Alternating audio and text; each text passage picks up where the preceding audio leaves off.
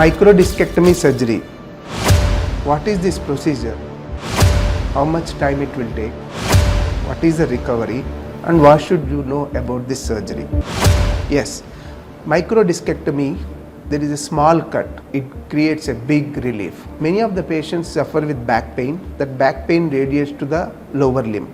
They know it's a slipped disc, but they are afraid to get treated by a specialist. Before consulting the specialist, they will do everything. They will take rest, they will go for physiotherapy, they use long-term pain medication, they go for epidural steroid injections, they try everything. But sometimes this pain just doesn't go. So then what you should do? Everybody is afraid of spine surgery. So the neurosurgeon is the last person the patient is going to meet.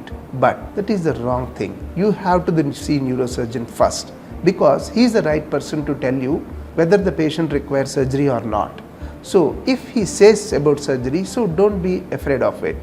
A simple microdiscectomy could be a life-changing for your life, because it's a not more than 1 inch incision where we advance our tools into the spine, protecting your muscles, bones and nerves, where our aim is to remove the compression that is causing pain on the nerve.